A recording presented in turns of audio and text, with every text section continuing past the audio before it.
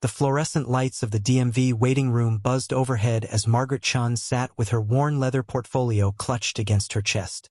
At 47, she had circled job listings in the Phoenix Tribune until the ink smudged her fingertips.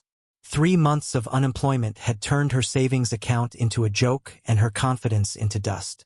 Her daughter Emma needed new shoes. The rent was 2 weeks overdue. And today's interview at Patterson and Associates accounting firm was supposed to be her salvation. Margaret smoothed down her navy blazer, the same one she'd worn to every interview since being laid off from her position at a mid-sized firm that went under. 23 years of experience, CPA certification, glowing references. None of it seemed to matter anymore. The glass doors of Patterson and Associates gleamed in the Arizona sun as she walked through them at exactly 2 p.m. The receptionist, a woman who couldn't have been older than 25, looked up with a practiced smile that didn't reach her eyes. 10 minutes later, Margaret sat across from Richard Patterson himself. He was younger than she expected, maybe 38, with perfectly styled hair and a suit that cost more than her monthly grocery budget. He barely glanced at her resume. "You have impressive credentials, Mrs. Chun," he said, his tone already dismissive. "But I have to be honest with you. We're looking for someone who can grow with the company. Someone with fresh ideas and energy. Someone who fits our dynamic culture." Margaret felt her stomach drop. She knew what was coming. "I'm very adaptable, Mr. Patterson. I've worked with the latest accounting software and I'm constantly updating my skills through online courses." He leaned back in his chair, steepling his fingers. "I'm sure you are. But the reality is our clients expect a certain image. They want to work with people who reflect innovation and forward thinking. You understand what I'm saying, don't you?" The words hung in the air like a slap. "Are you saying I'm too old for this position?" Patterson's expression didn't change. "I'm saying we're looking for the right fit. And I don't think this is it. We'll keep your resume on file." The meeting lasted 7 more excruciating minutes. Margaret walked out of that building with her dignity in shreds and tears burning behind her eyes. She sat in her 15-year-old Honda Civic in the parking lot and let herself cry for exactly 2 minutes. Then she wiped her face, started the engine, and drove home to her daughter. That evening, Emma bounded through the door of their small apartment in a rougher neighborhood of Phoenix, all energy and innocence at 14. She threw her backpack on the couch and immediately noticed her mother's red-rimmed eyes. "Mom, what happened?" Margaret forced a smile. "Just a long day, honey. How was school?" Emma wasn't fooled, but she played along. They made spaghetti together, and Margaret pretended everything was fine even as her mind raced through worst-case scenarios. How would she pay rent? What would they do if she couldn't find work? After Emma went to bed, Margaret sat at their small kitchen table with her laptop, scrolling through job listings with increasing desperation. Nothing paid enough. Nothing wanted someone her age. Nothing gave her hope. She was about to close the laptop when she noticed a posting she'd somehow missed before. It was simple, almost cryptic. Accountant needed. Discretion required. Competitive pay. Cash business experience preferred. No corporate atmosphere. There was a phone number and an address in South Phoenix. No company name. No details. Margaret stared at it for a long moment. Every reasonable bone in her body told her it was probably sketchy. But reasonable hadn't paid the rent. Reasonable hadn't gotten her hired anywhere in 3 months. She wrote down the number. The next morning, after dropping Emma at school, Margaret sat in her car and stared at the scribbled digits on a post-it note. Her hand shook slightly as she dialed. A gruff male voice answered on the second ring. "Yeah. Hi. I'm calling about the accountant position." There was a pause. "You got experience?"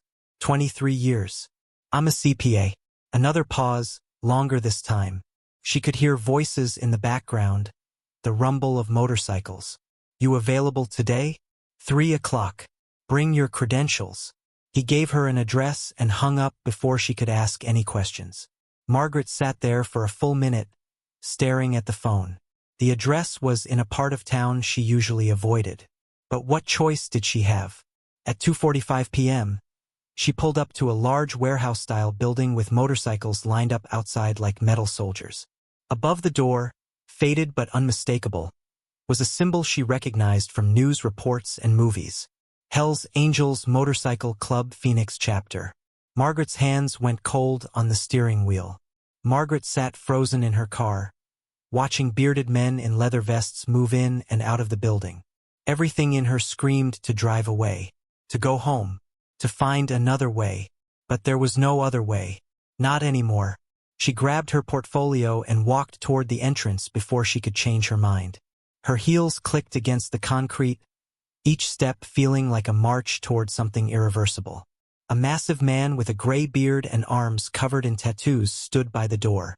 His vest had patches that read Road Captain and Phoenix Chapter. He looked her up and down with obvious confusion. "I'm here about the accountant position," Margaret said, forcing her voice to stay steady. The man's eyebrows shot up. He turned his head and yelled inside, "Reaper, you expecting someone?" Another man appeared, taller and broader, with a shaved head and a scar running down his left cheek. This had to be Reaper. He looked at Margaret like she was an alien who just landed in his parking lot. "You're the CPA who called?" "Yes." Margaret chin. Reaper exchanged glances with the other man, then shrugged. "Come on in." The inside of the clubhouse wasn't what she expected. Yes, there were motorcycle parts scattered around, leather couches that had seen better days, and the smell of motor oil and cigarette smoke. But there was also a large office space in the back, surprisingly organized, with filing cabinets and a desk covered in papers. 6 men sat around a table, all wearing the same leather vests with the Death Head logo. They stopped talking when Margaret entered.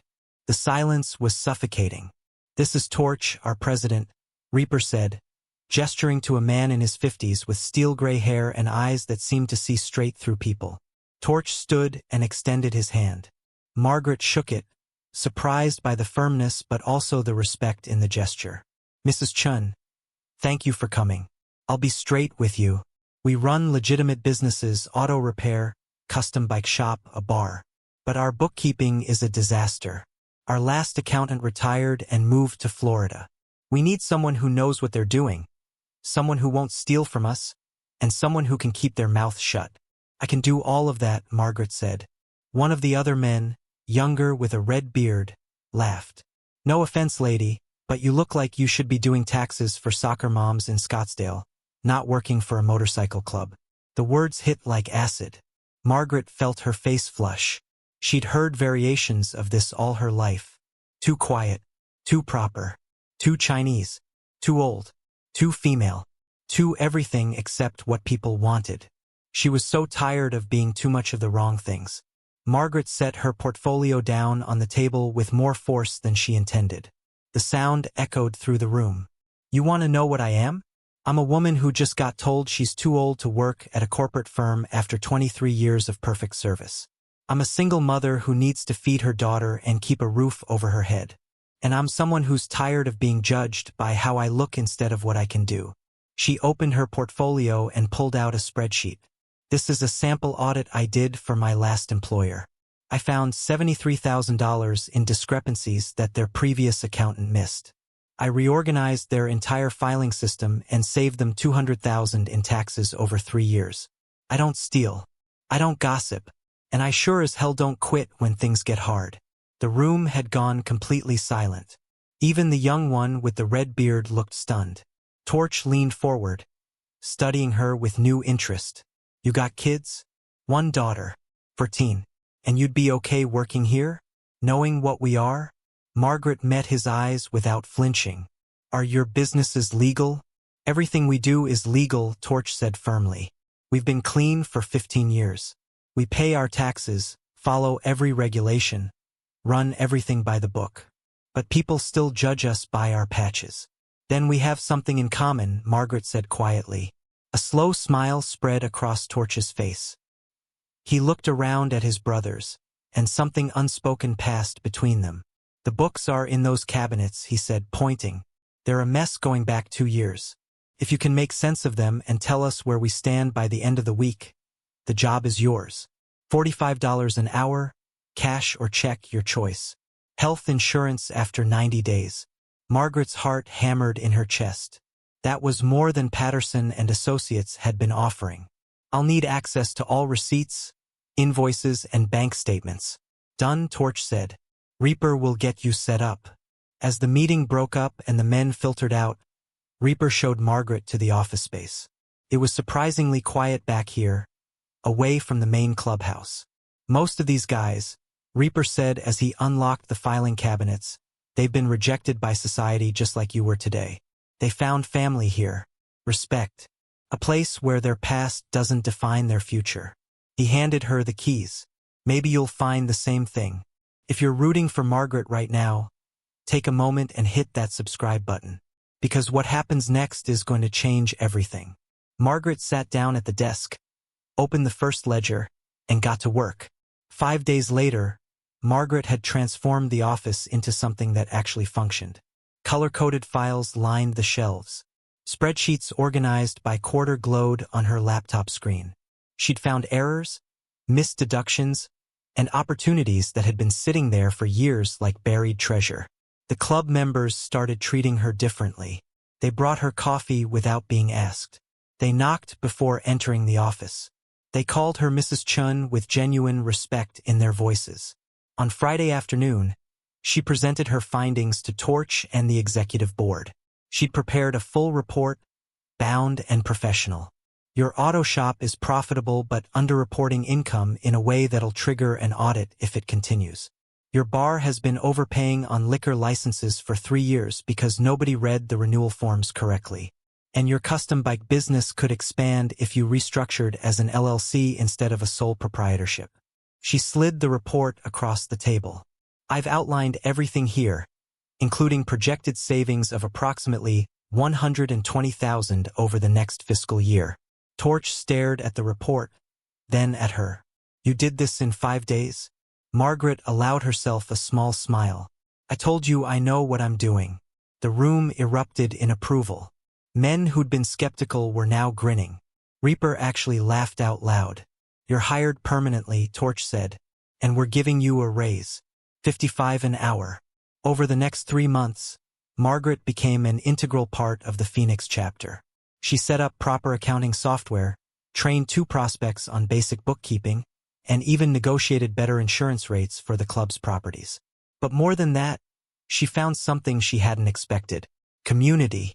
These men, covered in tattoos and leather, treated her with more respect than any corporate office ever had. They asked about Emma. They helped Margaret fix her car when it broke down. When one of the members learned Emma needed school supplies, donations appeared on Margaret's desk without explanation. Then came the day that changed everything. Richard Patterson walked into the clubhouse bar on a Tuesday evening, loud and drunk with 3 of his corporate friends. Margaret was in the back office, finishing quarterly reports, when she heard the commotion. This place is such a dump, Patterson's voice carried through the building. Can you believe people actually hang out with these criminals? Margaret's blood went cold. She walked out of the office and into the bar area. Patterson saw her and his face went pale, then red. Well, I guess you found your level, didn't you? Working for bikers. How pathetic. Before Margaret could respond, Torch appeared beside her. His presence was like a wall of controlled fury. You need to leave, Torch said quietly. Patterson sneered. Or what? You'll have your gang attack me? The entire bar had gone silent. 20 members watched, waiting. Torch didn't move, didn't raise his voice. He simply pulled out his phone and held it up so Patterson could see the screen clearly. See this? Security footage from your parking lot 3 months ago. The day you interviewed Mrs. Chun. Crystal clear audio of you telling her she's too old, that your clients expect a certain image. Age discrimination is a federal offense, Mr. Patterson. Patterson's face drained of color. That's taken out of context. Is it? Torch's smile was cold. Because I've already had my lawyer review it. Class action lawsuit. Every person over 40 you've rejected in the past 5 years. I did some research. That's 63 people. The EOC would be very interested. Margaret stared at Torch in shock. She had no idea he'd done this. How did you even get that footage? Patterson stammered. You'd be surprised what a polite phone call and a legitimate legal request can accomplish, Torch replied. Now, you have two choices. You leave quietly right now and never disrespect Mrs. Chan or this establishment again. Or I file the complaint tomorrow morning and let the federal government tear apart your hiring practices. Patterson looked around the bar. Every face was stone. His friends had already started edging toward the door. This isn't over, Patterson muttered, but his voice shook. Actually, it is, Margaret said, speaking for the first time. Her voice was steady, clear. You told me I didn't fit your image. You were right. I don't fit into a place where people are valued by their age instead of their abilities. I found somewhere better. Somewhere where respect is earned, not based on appearances. Patterson and his friends left without another word. The bar erupted in cheers. Someone turned the music back on. Reaper clapped Margaret on the shoulder so hard she nearly stumbled. But Margaret turned to Torch, her eyes questioning. You didn't have to do that. Torch shrugged. Nobody disrespects family. You've done more for this club in 3 months than most people do in years. You think we were gonna let some corporate punk talk to you like that? The word family hit Margaret harder than she expected. Her throat tightened with emotion. That weekend, the club threw a barbecue.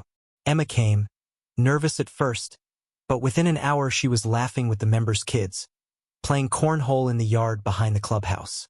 Margaret watched her daughter smile, really smile, for the first time in months. One of the old ladies, as the members' wives and girlfriends were called, sat down next to Margaret. Her name was Linda, and she'd been with the club for 30 years. You're good for them, Linda said, and they're good for you. Sometimes family isn't who you're born with. It's who shows up when everyone else walks away. Margaret nodded, unable to speak past the lump in her throat. 2 years later, Margaret stood in front of a small office building in a better part of Phoenix.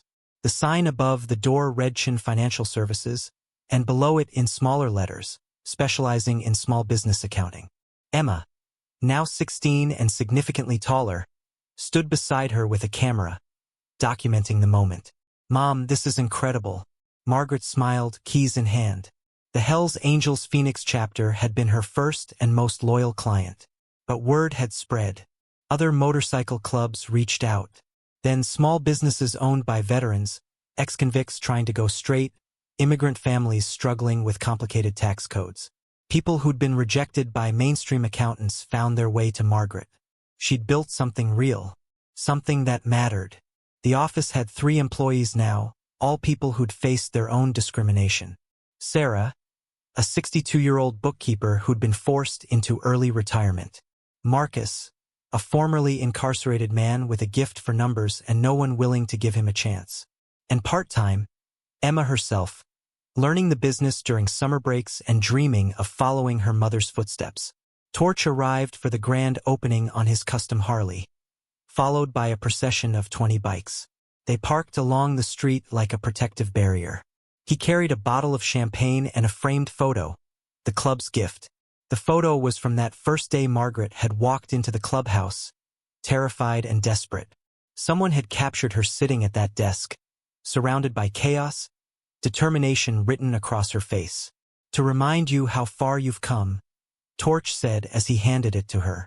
Margaret hugged him, this man who'd given her a chance when no one else would. Thank you for seeing me when I was invisible. We didn't make you visible, he replied. We just got out of your way. The grand opening was packed. Clients, friends, club members, and their families filled the small space. Emma gave a short speech about her mother's resilience that left Margaret in tears.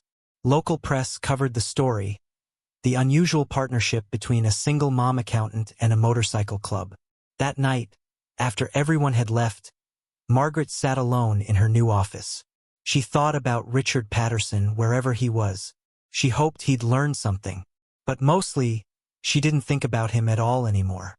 Her phone buzzed. A text from an unknown number. Saw your story in the news. Congratulations. You were right. I didn't fit Patterson's image. But I fit somewhere better. Somewhere real. She smiled and set the phone down. If Margaret's story moved you, do me a favor. Hit that like button. Drop a comment telling me what you thought. And subscribe to the channel because I share stories like this every week. Stories about people who were counted out, written off, rejected, but who found their way anyway. What story should I tell next? Let me know in the comments below. Thank you for watching until the end. I'll see you in the next one.